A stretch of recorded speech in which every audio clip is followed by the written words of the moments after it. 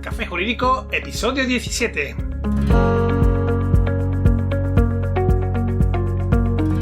Muy buenas, mi nombre es Juanma Delgado y esto es Café Jurídico, un espacio de divulgación jurídica donde en el tiempo que dura un café abordaremos novedades legislativas, interpretaciones de doctrina y jurisprudencia sobre distintas temáticas, aprenderemos a manejar herramientas para la eficacia y la productividad profesional y en definitiva nos acercaremos de una forma amena y distendida al sector jurídico.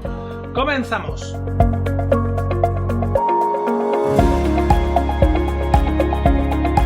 Hoy vamos a hablar sobre el convenio regulador, ese documento en el que se reflejan los acuerdos alcanzados por el matrimonio relativos a todas aquellas cuestiones que afectarán tras el divorcio a los cónyuges y sus hijos en caso de tenerlo. La elaboración de un buen convenio regulador puede ahorrar muchos problemas y disgustos, sobre todo cuando hay hijos menores de por medio. Por eso es muy importante tomarse el tiempo necesario tanto para alcanzar acuerdos como para plasmarlos de forma adecuada, lo que resulta a priori incompatible con muchos servicios express de estos que se encuentran por internet en los que preparan un convenio sin ni siquiera sentarse los cónyuges con el abogado. Como podéis imaginar, a lo largo de los años he visto todo tipo de convenios reguladores. Especialmente suelen terminar de nuevo en un despacho de abogados aquellos quienes al elaborarlo lo hicieron con previsiones cortoplacistas o con pactos confusos, o aquellos que no tuvieron en cuenta la multitud de situaciones a las que a lo largo de los años podrían enfrentarse.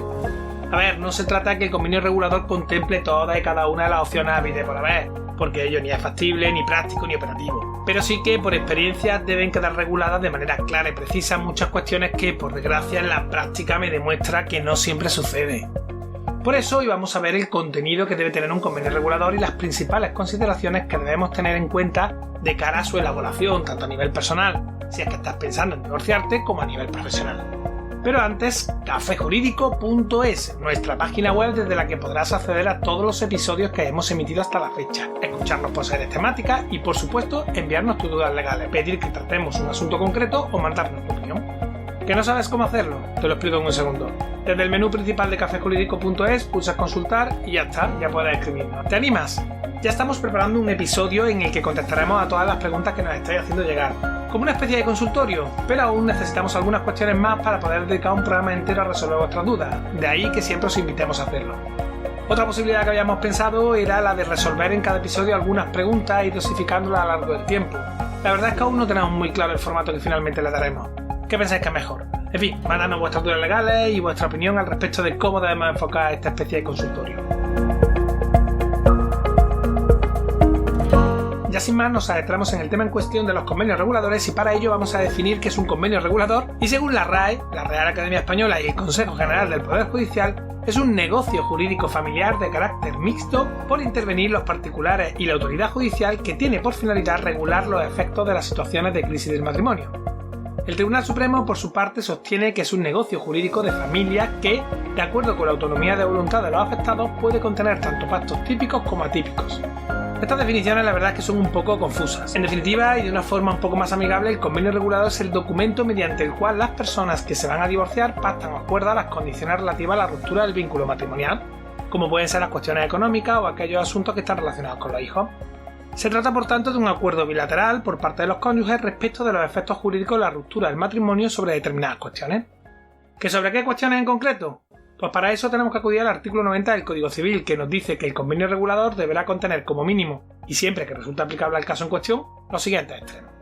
En primer lugar, el cuidado de los hijos sujetos a la patria potestad de ambos, el ejercicio de esta y en su caso el régimen de comunicación e instancia de los hijos con el progenitor que no vive habitualmente con ellos. También, si se considera necesario, el régimen de visita y comunicaciones de los nietos con sus abuelos, teniendo en cuenta siempre el interés de aquellos. Ojo, si se contiene este tipo de previsión, para aprobarla el juez dará previa audiencia a los abuelos de cara a que presten su consentimiento. Esto es de lógica, pues no se puede acordar una medida que le afecta sin ser oído. También se debe contener la atribución del uso de la vivienda familiar y el ajuar, la contribución a las cargas del matrimonio y alimentos, así como sus bases de actualización y garantía en su caso. Por otro lado, también la liquidación cuando proceda del régimen económico y la pensión compensatoria definida en el artículo 97 del Código Civil, que en su caso debe establecerse en favor de uno de los cónyuges como consecuencia del desequilibrio económico que va a producir esa ruptura de la relación matrimonial. Como vemos, el convenio regulador es un acuerdo bilateral con unos contenidos mínimos. Ahora bien, ¿existen límites en los acuerdos que pueden alcanzar los cónyuges sobre estas materias? A ver, en principio los cónyuges pueden pactar lo que estimen oportuno. Eso sí, siempre y cuando dichos pactos no vayan en detrimento de los intereses de los hijos o atenten muy gravemente contra los intereses de uno de los cónyuges. De hecho, el propio artículo 90 del Código Civil así lo dispone al indicar en su apartado segundo que los acuerdos de los cónyuges adoptados para regular las consecuencias de la nulidad, separación y divorcio presentados ante el órgano judicial serán aprobados por el juez, salvo si son dañosos para los hijos o gravemente perjudiciales para uno de los cónyuges. Por tanto, la respuesta es clara y rotunda. Sí, existen límites a la hora de establecer los acuerdos. Principalmente podemos destacar el interés de los hijos menores. ¿Qué pasa entonces si ya se ha alcanzado un acuerdo entre los progenitores y el juzgado lo niega?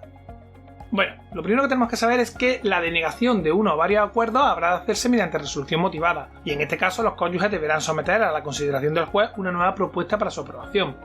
Ahora bien, la realidad es que este tipo de cosas no suelen suceder en la práctica porque lo normal es que el letrado que lleva el asunto asesore con carácter previo sobre los límites de los acuerdos, de manera que no se planteen cuestiones kafkianas en el convenio regulador. No obstante que no se planteen cosas que vulneren estos límites, no quiere decir que el convenio regulador sea bueno y que en la práctica no plantee problemas posteriores respecto de la interpretación que acaben por judicializar nuevamente el asunto. Ahora que ya hemos definido el convenio regulador, su contenido mínimo y su marco legal básico, vamos a ver algunas previsiones que deben ser tenidas en cuenta a la hora de su elaboración para evitarnos conflictos. Se trata de una serie de consejos sobre cuestiones a incluir que la experiencia me ha demostrado que ayudan mucho a evitar que surjan problemas de interpretación a la hora de cumplir con las medidas, y sobre todo que hace que no queden cuestiones importantes sin concretar. Antes de nada, matizar que es posible que según las circunstancias de un caso concreto puedan ser necesarias tener algunas consideraciones adicionales. Hay que tener en cuenta que cada familia, cada divorcio es único y presenta sus propias particularidades. Pero vamos, que podemos decir que con carácter general estas previsiones deben ser consideradas en la mayor parte de los convenios reguladores. Vamos allá. Respecto a la patria potestad y la guarda y custodia, aquí poco que decir, simplemente especificar de manera clara su atribución. Concretamente, si la guarda y custodia es monoparental, a mí me gusta poner el nombre del cónyuge o progenitor al que se le atribuye. Por ejemplo, la guarda y custodia de la menor se atribuye al padre don fulanito de copa, o la guarda y custodia de la menor se atribuye a la madre doña menganita de copa. Esto sobre todo de cara a evitar la comisión de posibles errores en la atribución, pero vamos, como se suele decir, aquí hay poca chicha, poco más que tener en cuenta. En lo relativo a los periodos de permanencia al régimen de visitas, como mínimo tenemos que dejar muy claro tanto el régimen ordinario previsto para el curso escolar de los menores, como los repartos de los periodos vacacionales, definiendo cuestiones tales como el lugar de recogida y entrega de los menores, la manera en la que se repartirán las cargas de las visitas, esto es, si será el padre o la madre quien se haga cargo de recoger a los menores en los periodos de permanencia, o si se repartirán entre ambos tales cuestiones. También habrá que matizar las reglas para el disfrute de los periodos vacacionales en el caso de desacuerdo. Y a mí personalmente me gusta hacer también una previsión sobre los días señalados y especiales, como pueden ser el Día del Padre, de la Madre, los cumpleaños, santos, el Día de Reyes y demás, o para los eventos especiales como la comunión del menor o similar. De manera que en fechas y eventos señalados ambos progenitores puedan estar un rato en compañía de su hijo. Otra cuestión importante a considerar en relación con los periodos vacacionales son los viajes con los menores. Yo, salvo que las circunstancias concretas aconsejen otra cosa, suelo establecer que cada progenitor podrá viajar con sus hijos menores de edad dentro de España durante el tiempo que los tenga consigo, comunicando previamente al otro progenitor el destino, duración y localización en la que se encontrarán los hijos, sobre todo porque todos tenemos derecho a saber dónde están nuestros hijos en todo momento. De igual forma, suelo dejar explicitado que los viajes fuera de España deberán ser expresamente autorizados por ambos progenitores, de cara, sobre todo, a evitar situaciones de conflicto y posibles sustracciones de menores. En lo relativo a la pensión de alimentos y los gastos extraordinarios, dejar claramente consignada la cuantía, el periodo del mes en el que deberá ser abonada y dónde se realizará el abono. Sobre este tema mi consejo es no poner un número de cuenta corriente concreto, que es algo que veo muchas veces, sino una previsión más genérica del tipo en la cuenta que a tal efecto designe quien vaya a percibirla. Por ejemplo, a la cuenta que a tal efecto designe el padre o la madre. Así evitamos posibles problemas en caso de que por lo que sea tengan que hacer un cambio de cuenta. Importante también matizar los criterios de actualización y a partir de qué fecha comenzará a actualizarse. Yo suelo utilizar la fórmula del tipo dicha cantidad se actualizará con efectos del 1 de enero o la fecha que sea en cuestión de cada año conforme al IPC que publique el Instituto Nacional de Estadística u otro organismo o índice que en un futuro pudiera sustituirlo. También, si lo queremos, se puede establecer una fecha a partir de la cual se actualizará. Por ejemplo, dicha cantidad se actualizará anualmente a partir del 1 de enero del 2022 conforme al IPC, y seguir con la misma coletilla ya, ¿vale? Lo que puede resultar especialmente útil, sobre todo en caso de convenios que se firman cerca de las fechas habituales de actualización, que suelen ser a primeros o finales de año. Respecto a los gastos extraordinarios, cosa que suele dar también muchos quebraderos de cabeza, Además de definir cómo se repartirán, que lo normal es que se haga el 50%, es conveniente definir aquellos gastos disponibles que expresamente vayan a ser considerados por ambos progenitores. A ver, me explico. Una ortodoncia, una gafa, una muleta, que son gastos que no cubre la Seguridad Social, en principio pueden ser considerados como gastos extraordinarios indisponibles. No vamos a dejar al menor sin muletas, ¿no? Está claro. En este caso, el progenitor con quien surca el gasto lo asume y el otro abonará la parte estipulada cuando se le justifique el desembolso que ha realizado. Ahora bien, hay otros gastos como el seguro sanitario privado, las actividades extraescolares como puede ser natación o hípica o yo que sé, cualquier tipo de actividad, que en principio no son estrictamente necesarios, que son disponibles y por tanto solo deberán abonarse por ambos si los dos están de acuerdo con los mismos. Por eso es importante dejar claro cuáles de este tipo de gastos van a ser sufragados y cuáles no, y sobre todo dejar explicitados ya aquellos que se hayan acordado. El tema de los gastos extraordinarios nos da para hacer un programa propio que seguro que más adelante me animaré a hacer, porque desde luego tiene mucha tela para hablar de ello. Sobre los hijos hay una serie de previsiones adicionales que a mí me gusta dejar claras para evitar que haya problemas, sobre todo en el ámbito de las comunicaciones.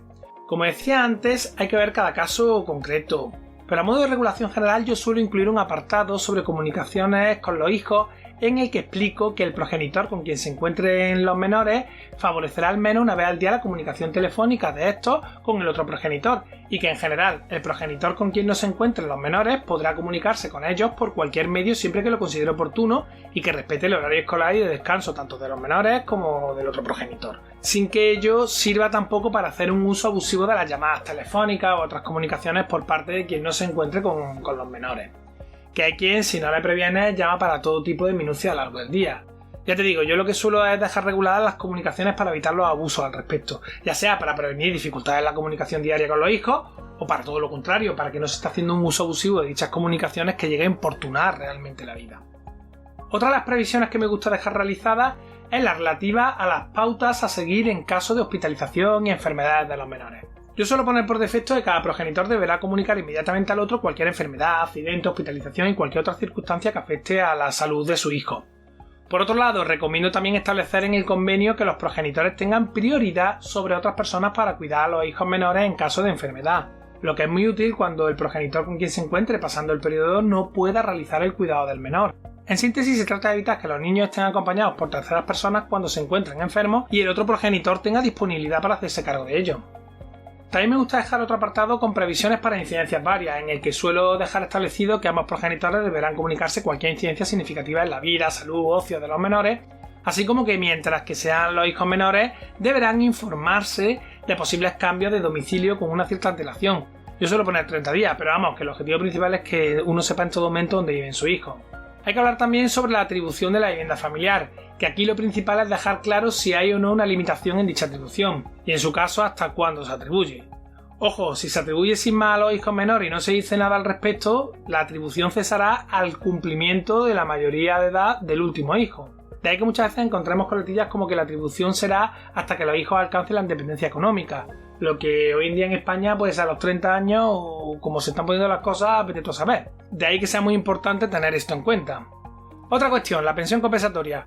Cuando se produzca un desequilibrio económico hay que matizar no solo su importe y actualización, sino si la misma se fija por un tiempo concreto y sobre todo si está supeditada a condiciones como por ejemplo mientras el cónyuge que tiene derecho a su percepción no trabaje o mientras perciba unos ingresos inferiores a X. Esto último es muy importante, pues si no se deja explicitado podemos encontrar serios problemas para poder revocarla. Hay una sentencia del Tribunal Supremo muy interesante al respecto, la 233/2012, que concluye que fuera cual fuera la razón y el origen del pacto que no se ha impugnado, refiriéndose concretamente a la pensión compensatoria, la entrada de la recurrente al mercado de trabajo no permite la extinción de la pensión pactada con estas condiciones, porque en dicho pacto no se contempla el desequilibrio, sino que se acuerda el pago de una cantidad sin previsión de las circunstancias posteriores en el ámbito económico de la esposa. Por tanto, ya digo, si queremos supeditar la pensión a una circunstancia concreta, hay que dejarlo previsto en el convenio regulador, y es el momento para hacerlo. Por último, el convenio regulador puede contener también las medidas relativas a la liquidación, en su caso de las sociedades gananciales. Si bien en la práctica, por los problemas que suele dar este tipo de cuestiones, no es de extrañar que sean muchos los casos en los que se deje la liquidación para un momento posterior y que en un primer término se resuelvan solamente las cuestiones principales.